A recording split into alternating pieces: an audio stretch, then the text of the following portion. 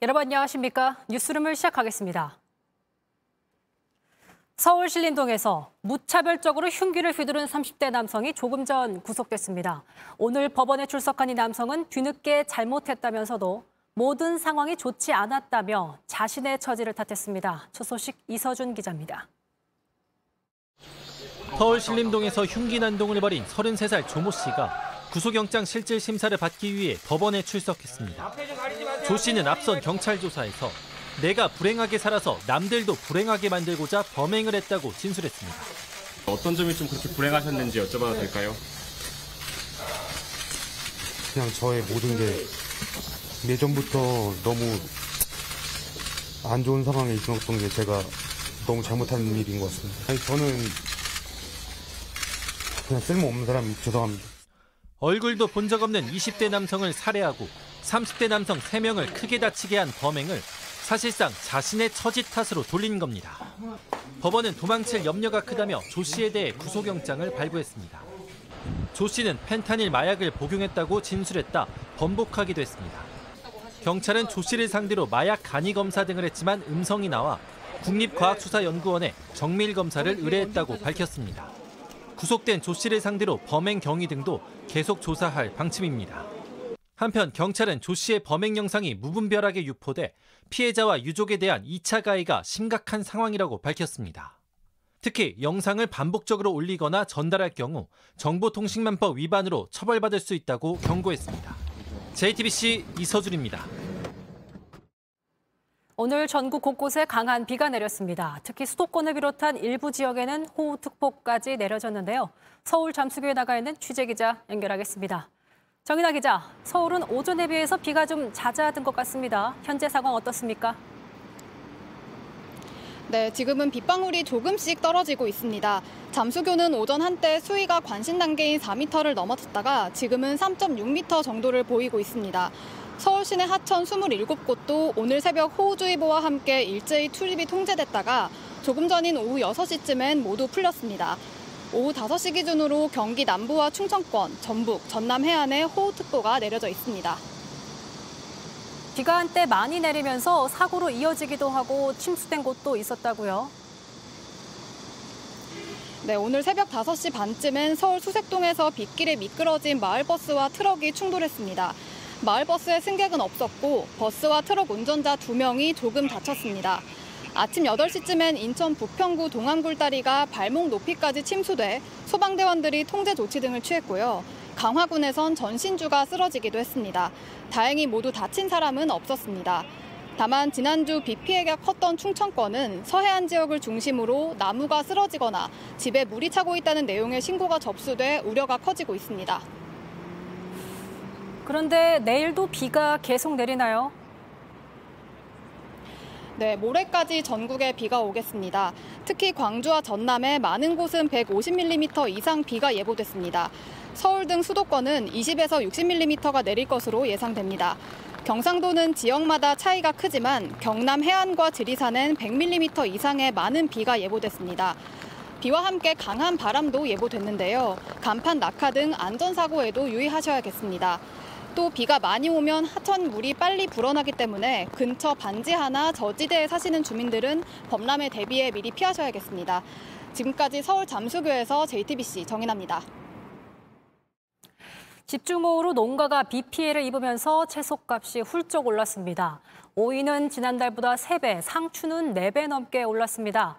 하지만 비가 다음 주에도 이어질 전망이라 채소류 가격은 더 오를 것으로 보입니다. 정원석 기자입니다. 말라 비틀어진 상추들. 이 농가는 수해는 피했지만 농사는 완전히 망쳤습니다. 애초대로라면 이 비닐하우스 한 동에서 30관, 약 120kg을 수확할 수 있지만 잎 한 장 못 건졌습니다. 작년에는 비 오다가 또 근쳤다가 그러니까 이 정도는 아니었는데 올해는 한 거반 열흘은 오는 것 같아요. 비도 오래 오고 네. 그다음에 기온도 더 높아버리고. 네. 가까운 다른 오이 농가, 오이꽃이 활짝 피었습니다. 꽃에 붙은 어린 오이가 한참 자라는 중입니다. 날씨만 좋으면 일주일이면 오이가 다 자랍니다. 하지만 계속되는 비가 걸림돌입니다. 수확도 못할 뿐더러 오이가 정상적으로 자라질 못하니까 뭐 고부라진다거나 상품성이 떨어지는 거죠. 날씨에 민감한 여름철 채소 중에서도 상추와 오이 가격이 치솟고 있습니다. 도매가 기준 상추는 지난달 이맘때보다 가격이 4배 이상으로 올랐습니다. 오이도 3.5배로 올랐습니다. 여름철이면 비싸지는 경향이 있지만 지난해와 비교해도 2배 수준입니다. 마트나 슈퍼에선 상추는 200g 한 봉지가 4,000원에 오이는 5개 들이가 7,000원에 이릅니다.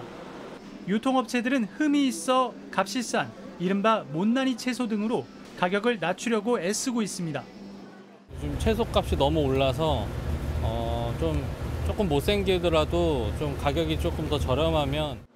하지만 수해와 여름철 작황 부진, 여기에 비 소식까지 겹치며 상추와 오이는 물론 다른 채소값도 계속 오를 거란 전망입니다. JTBC 정원석입니다.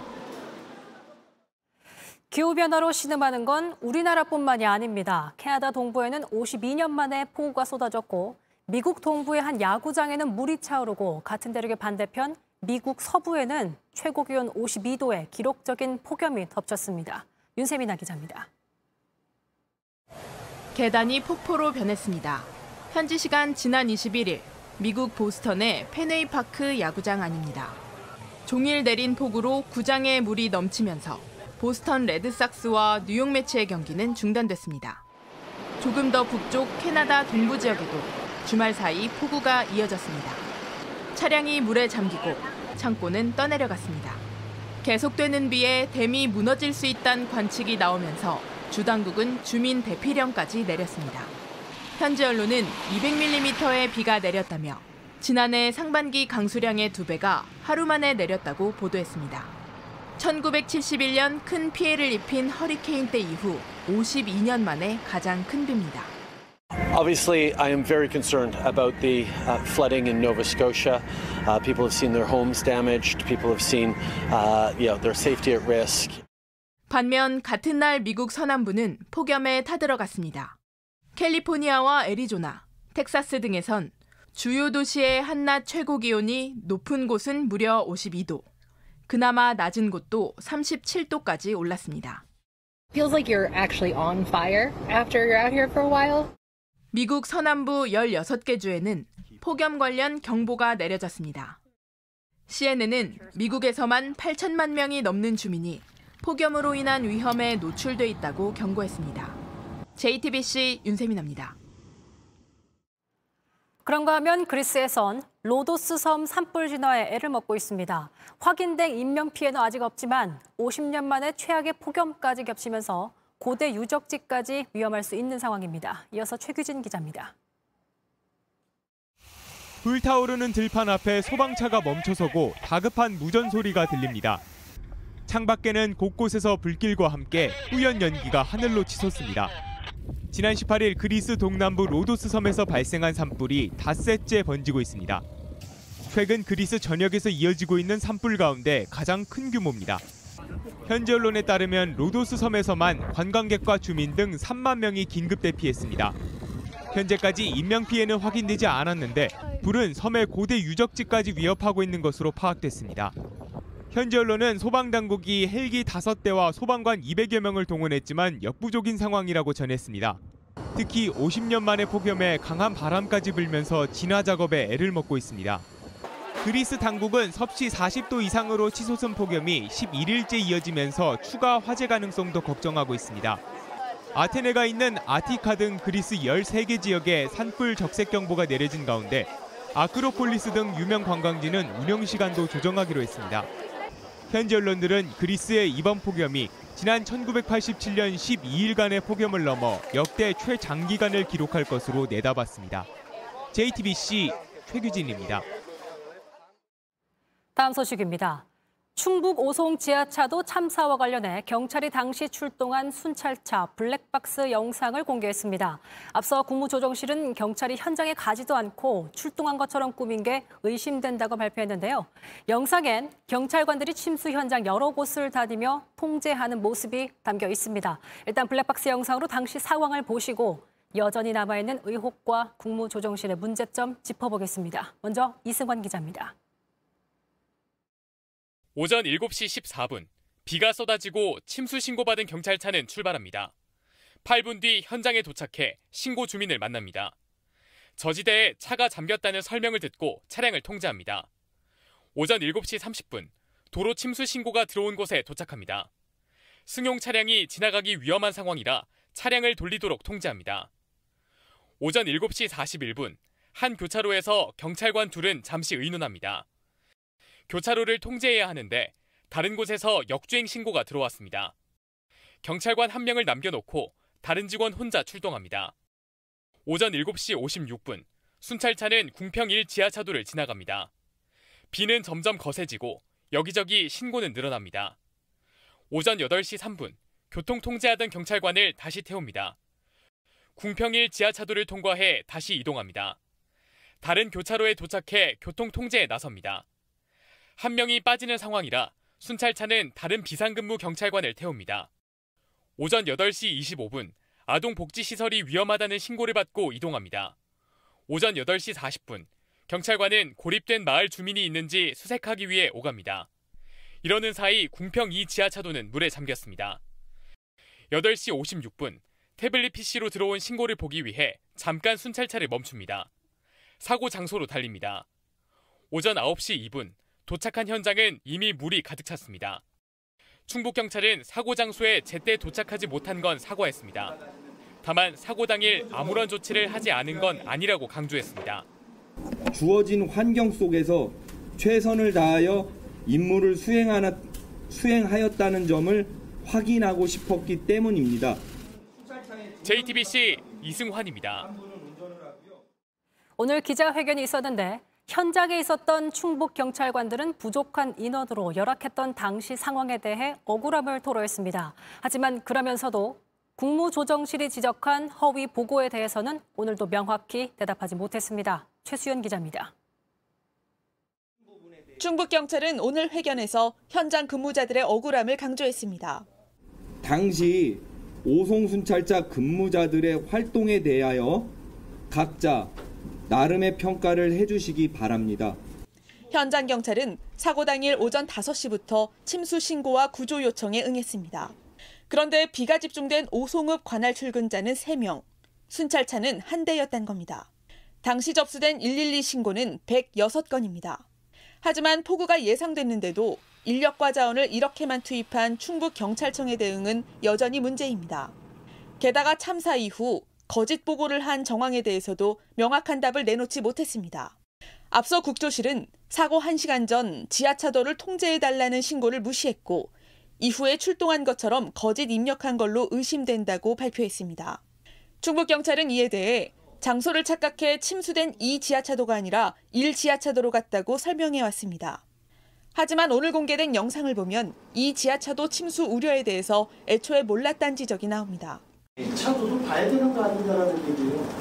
그거에 대해서는 그 부분에 대해서는 제가 여기서 답변 드리기가 좀 곤란합니다. 112 상황실이 정확히 이 지하차도를 특정했는데 왜 현장 경찰관들에겐 전달이 안 됐는지에 대해서도 대답하지 못했습니다. 현장 경찰관들의 억울함만 강조해 넘어가기엔 경찰 시스템과 대응에 뚫린 구멍이 컸습니다. JTBC 최수연입니다. 기자회견이 열린 충북경찰청에 저희 취재기자 나가 있습니다. 이승환 기자. 일선 경찰관은 고생했다. 이걸 강조하는 회견을 충북경찰이 오늘 연 거잖아요. 네, 오늘 기자회견은 45분 이어졌습니다. 내내 무거운 분위기였고요.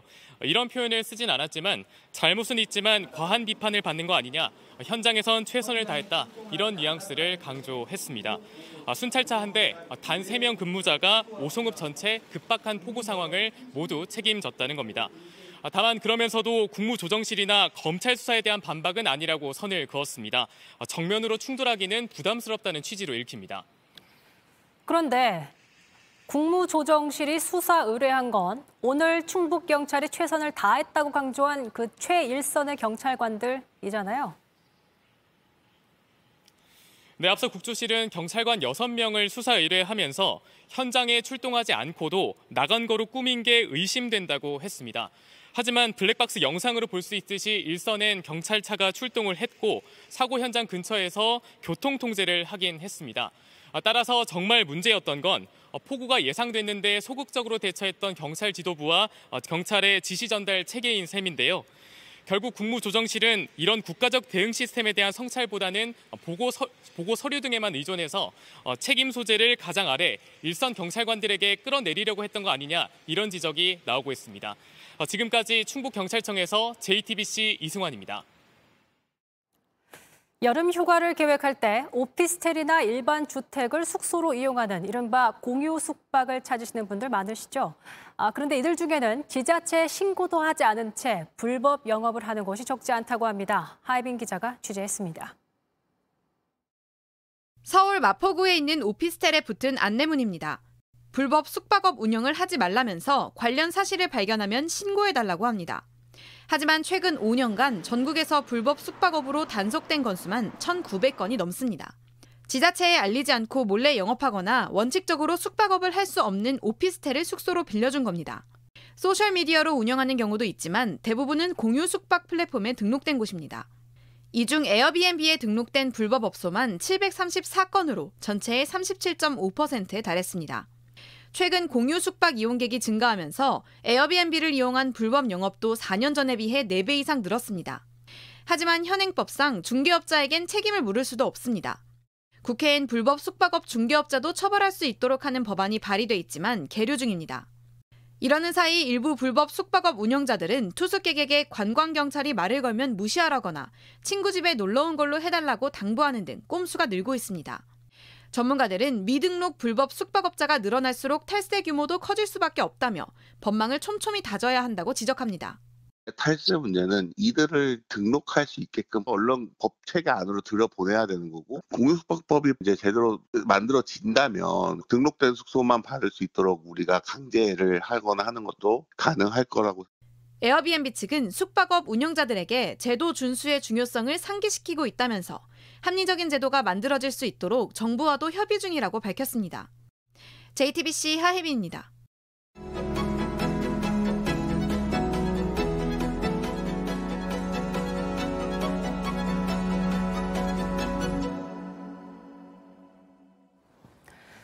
드라마, 영화, 연극까지 정말 쉴 틈 없이 작품으로 관객들을 만나고 있습니다. 매 작품마다 인상 깊은 연기로 추앙받고 있는 배우 손석구 씨를 뉴스룸에 모셨습니다. 안녕하세요. 안녕하세요. 반갑습니다. 반갑습니다. 가족 같은 JTBC에 오셨습니다. 맞아요. JTBC 자주 와요. 네, 촬영도 많이 하기 때문에 네. 제가 아마 살면서 아나운서분을 이렇게 직접적으로 뵙는 건 처음인 것 같아요. 그럼 제가 처음으로 손석구 배우를 인터뷰하는 아나운서가 됐군요. 네네네. 그래서 늘 궁금했었어요. 저도 뉴스를 보면서 이렇게 되게 안정감 있는 보이스와 이렇게 멋진 딕션을 보면서 실제로 들으면 어떨까 이런 생각을 많이 했었거든요. 근데 손석구 씨의 그 발성, 그 딕션이 사실 귀에 굉장히 꽂히는 딕션이거든요. 네. 혹시 한 뉴스룸을 시작하겠습니다. JTBC 뉴스룸을 시작하겠습니다. 어색한데요?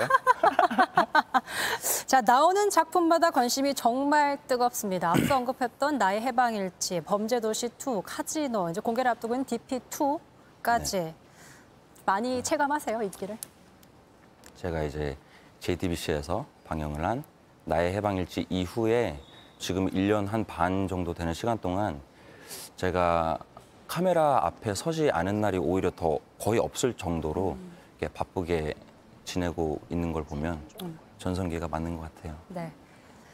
최근에는 연극 나무 위의 군대로 관객들을 만나고 있습니다. 네네. 현재 연극 전회 매진. 네. 손석구 씨 덕분에 연극을 찾는 관객들이 굉장히 많이 늘었다고 알고 있습니다. 9년 만에 연극 무대로 복귀한 이유가 좀 궁금해요. 사실은 그 훨씬 전부터 연극을 계속 하고 싶었죠. 네. 그렇게 하다가 지금 제가 하고 있는 나무 위의 군대라는 공연의 대본을 봤을 때 이거는 내가 시간을 만들어서라도 꼭 해야겠다는 생각을 했어요. 그리고 이렇게 운대가 잘 맞았던 것 같아요. 그래서 제가 생각할 때는 오히려 늦은 감이 있죠. 더 빨리 하고 싶었는데. 예. 이 작품을 선택한 이유가 지금 시대를 살아온 사람들이 공감할 수 있는 작품이지 않을까 싶어서였다. 네네네. 그 공감할 수 있는 포인트가 뭐라고 좀 생각하신 거예요? 저희 작품은 신념과 믿음에 대한 좀 고찰을 하는 연극이라고 생각을 하는데 또 요즘에 이렇게 미디어가 엄청 발달한 시대에서는 나의 생각인 줄 알고 살지만 나의 믿음이나 신념이라고 생각하고 살지만 안 그런 부분도 사실은 있잖아요. 우리가 가끔은 의심을 해봐야 될 부분들도 있고 그런 부분을 건드리는 연극이라고 저는 생각을 했거든요. 예. 극 중에 신병 역을 맡았습니다. 네네. 맑고 순수한 캐릭터라서 나같이 때 묻은 사람이 할 수 있을까 고민이 컸다. 나같이 때 묻은 사람, 의미심장해요. 그러니까 저는 어떤 현상을 봤을 때 그거에 대해서 먼저 좀 의심하고 내가 이걸 어떻게 받아들여야 될지를 많이 좀 저만의 해석을 하려고 하는 편이거든요. 그렇군요.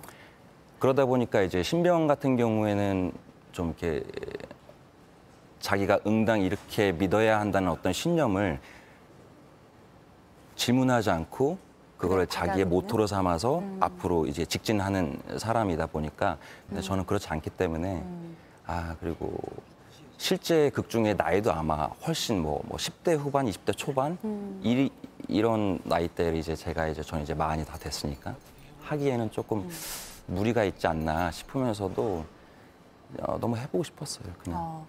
2달 가까이씩 되는 기간 동안 원캐스트로. 네네네. 궁금했어요. 원캐스트가 이제 본인의 출연 의지가 네네네. 그랬었던 건지. 네. 그랬나요? 네네네.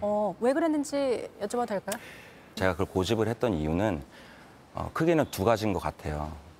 첫 번째로는 저는 이렇게 연기를 할 때 뭐 같은 대사, 같은 지문, 같은 동선을 반복적으로 할 때 그게 무뎌지는 게 아니라 오히려 배우로서 좀 자유로워지는 걸 많이 느끼거든요. 공연을 매일 밤 하면서 달라지는 제 연기를 제 스스로가 먼저 느끼고 싶었고 점점 더 자유로워지면서 두 번째가 사실은 제일 큰 이유인데 그러니까 극장을 딱 오셨을 때 신병이 손석구고 손석구가 신병인 오로지 그 세상에 확 들어올 수 있는 그런 분위기를 만들고 싶었어요.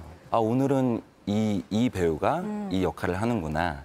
이런 게 아니라 그냥 신병이 손석구를 만나러 간다. 맞죠.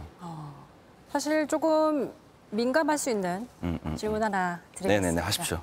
최근 손석구 씨의 연극 연기에 대한 발언과 관련해서 논란이 네네네. 있었습니다. 본래 의도와 다른 해석에 대해서 어떤 의견을 좀 갖고 계신지 궁금해요. 제가 이제 연기를 처음에 시작을 했던 벌써 한 10여 년 전에 이제 좋은 배우가 되기 위해서 많은 노력을 하면서 간혹 가다가 저는 한 가지의 정형화된 정답에 가까운 연기를 강요당하고 있다는 느낌을 많이 받았었어요. 네. 그게 진짜 그랬느냐? 하지만 그렇지는 않았던 것 같아요. 당시에 저의 좀 옹졸함과 저의 고집 때문에 그런 느낌을 많이 받았었고 근데 이제 그런 걸 계기로 통해서 저는 어렸을 때부터 나는 나만의 색깔을 가져야겠다라는 생각을 하게 하는 원동력이기도 했어요. 네. 그런 저의 생각들이.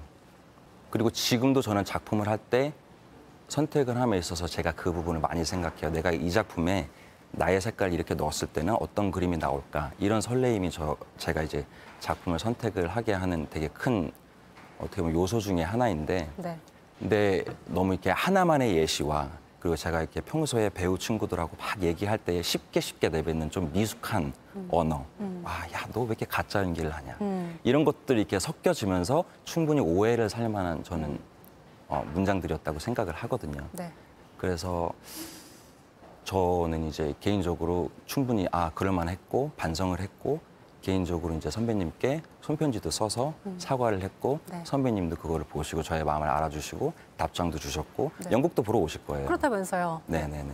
선배님이 보러 오신 후에 손석구 배우가 연극에 담았던 본인의 연기를 보시고 어떤 코멘트를 하실지 좀 궁금해져요. 저도 매우 궁금하고 뭐 좋은 코멘트도 있을 수 있고 좀 부정적인 코멘트도 있을 수 있지만 그게 저의 이제 자양분이 되는 거잖아요. 맞아요. 저희 공연은 아직도 한 달여가 남았기 때문에 그런 것들을 받아들여서 저는 이제 또 뭐 발전할 수 있는 물을 뿌려주시겠죠, 선배님이. 네. 물을 뿌려준다. 참 좋은 표현입니다. DP 시즌2 공개를 이제 앞두고 있는데 임지섭 대위 역을 시즌2에서 이어갑니다. 이번 시즌에서는 책임감이라는 단어를 표현해보고 싶었다. 네네네. 책임감을 가지려고 변해가는 사람의 노력이 중요한 것 같아요. 왜냐면 시즌 1에서는 임지섭 대위라는 사람이 그거를 많이 회피했던 인물이기 때문에 네. 반대로 이제 그 책임감을 향해서 나아가는 모습이 좋은 드라마가 되지 않겠나 생각을 했던 거죠. 동료들 사이 별명이 연구원. 네. 연기할 때 캐릭터 대본 연구를 너무 많이 해서 붙여진 별명인 것 같은데 카지노 촬영하실 때 이제 최민식 배우조차 대본 놓고 일단 놀아라 이렇게 말씀하실 정도였다면서요? 네, 저는 사실 그렇게 노는 걸 좋아하지는 않아요. 네. 그래요? 저는 이렇게 대본 보고 이렇게 현장에서 연기하고 사람들하고 회의하고 이런 거를 또 재미있어 하기 때문에 사실은 저한테는 그게 놀이이거든요. 이 작품에 내가 예를 들어서 뭐 수치적으로 따지자면 뭐 한 50만큼의 노력을 들였다면 내가 그 이상의 노력을 뭐 60, 70을 안 하면 뭔가 안 한 것 같고 안 하는 것 같은 느낌이 들면서 저는 이것도 일종의 중독이라고 여겨지더라고요. 네. 자꾸 내가 노력을 하는 시간과 그런 뭐 양을 높여야지 스스로가 또 만족이 되는 것 같아요. 끊임없이 자신을 좀 채찍질하는 스타일이십니까? 맞아요. 근데 저는 그 채찍질이 이렇게 막 괴롭지는 않아요. 괴롭진 않아요. 예, 그랬으면 안 했겠죠 아마. 그렇죠. 예. 평소 연기 모토가 이제 리얼리티. 네네네. 맞습니까? 네. 리얼리티를 살리기 위해서 제가 갖고 있는 어떤 뭐 소신이랄까 그런 게 하나 있다면 저는 저를 하려고 해요. 내가 평소에 갖고 있는 습관이나 이런 뭐 말투나 이런 거를 숨기는 게 아니라 오히려 그런 거를 더 드러냈을 때 그게 이제 리얼리티가 올라간다고 생각을 해요. 그러니까 야, 너 정말 이번에는 정말 다른 사람 같아 보였다 보다 네. 그냥 너 같았어. 그게 저는 사실 가장 좀 듣기 좋은 저에겐 칭찬이에요. 그럼 손석구 씨가 해왔던 작품들을 계속해서 보다 보면 손석구 씨라는 사람을 알게도 도움이 되겠네요. 알겠습니다. 다양한 작품에서 앞으로도 손석구 씨 매력이 담긴 손석구 씨만의 연기를 기대하겠습니다. 이대로 고맙습니다. 감사합니다.